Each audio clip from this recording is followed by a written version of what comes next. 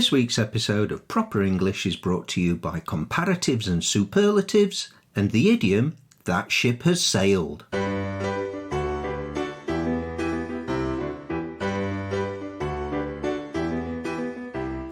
I'm Alison. And I'm Dave. And we'd like to welcome you to our podcast, which as you know is called Proper English. If you're learning English and you want to know how to compare one thing with another, if you get stuck thinking of how to describe an opportunity that has passed you by, if you're puzzled by the difference between good, better and best, then Proper English is just the thing for you.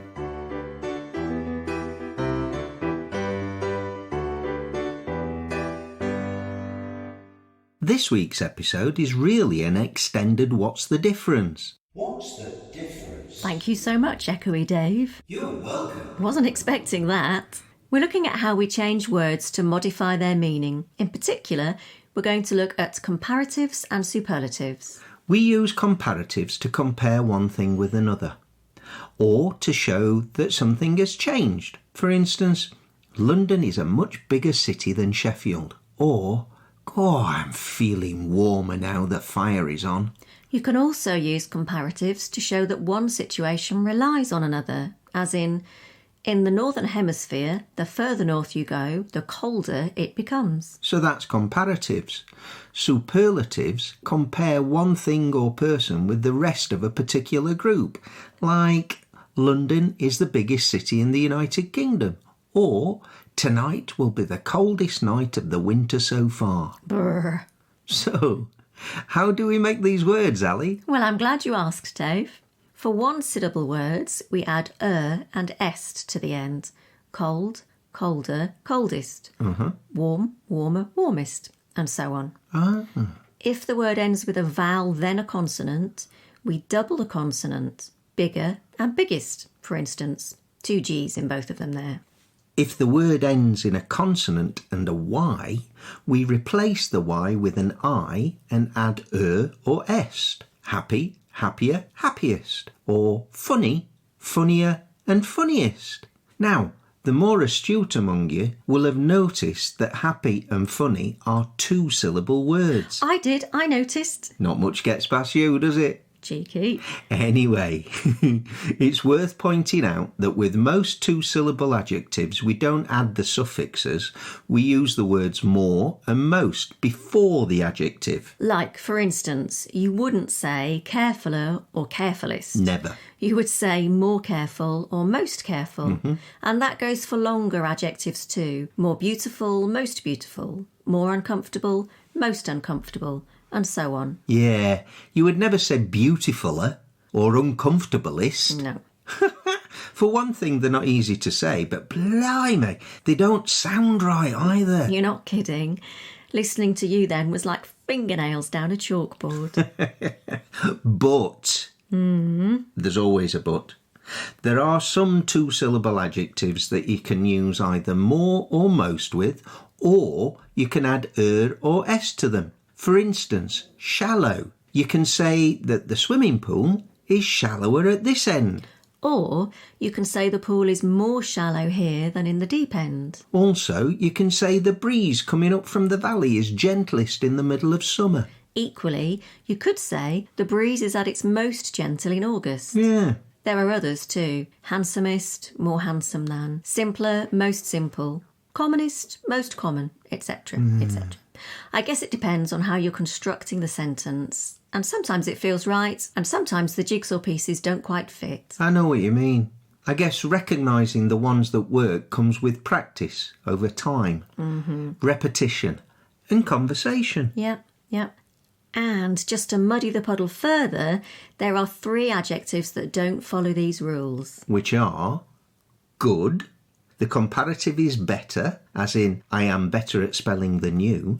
And the superlative is best, as in, I am the best driver in our household. In fact, I'm the only driver. Touché. Then there's bad. The comparative is worse, so I could say, I am a worse driver than you, mainly because I never passed my test. True enough. And the superlative is worst, as in, I am the worst at making decisions. Or not. I can't make my mind up. Am I? To be fair, I think we're both as bad. Are we? Help me out here. Oh dear. Anyway, while Ali's busy overthinking, we can move on to the last one of the three, which is the word far. The comparative can either be further or farther, and the superlative can either be furthest or farthest, depending on the context. Now, I talked about the differences between further and farther in episode 28, and I think it's also somewhere on our Instagram page. I am the worst at making decisions, I think. Oh, bother. This could run and run. While we're waiting, it's time for Idiom of the Week. Idiom of the week? So this is an idiom that both Dave and I use quite a lot, which is a bit sad. Oh, It means that the opportunity to do something has passed and you can't change the situation. For instance, I might say, I would have loved to have been a tightrope walker, but I think that ship has sailed. oh. So where does it come from, Dave? Well, I'm glad you asked, Ali. Picture the sea. It's the age of the sailing ship, maybe the 18th or early 19th century, and you're about to embark on a voyage across the sea, perhaps to the Americas or to India. Okay. And, well, you're running late. Maybe you couldn't decide what to pack. So, when you arrive at the quayside, you can see your ship receding into the distance. It would be impossible to catch up with it now. No motorboats or jet skis are available, so you're stuck on the dock of the bay, watching as you realise that your ship has sailed. There are other similar idioms. You've missed the bus, the train has left the station, Less common, I think. or you've missed the boat. Do you remember that board game, Don't Miss the Boat? I do, vaguely. Oh, I used to love that. We used to play it as a family, 4 of you. You sit round the board and each of you has a coloured boat and you've got to get your people into the right coloured boat. But the problem is, once somebody puts a person in the boat, everybody has to move all their boats around one space. So where you thought your people needed to be now isn't right. And oh my God, everybody just used to laugh a lot. It's not easy to explain. I think you did a good job. Thank you. I wish we still had it. Sadly, the opportunity to play Don't Miss the Boat has passed. Indeed, you could say that ship has sailed.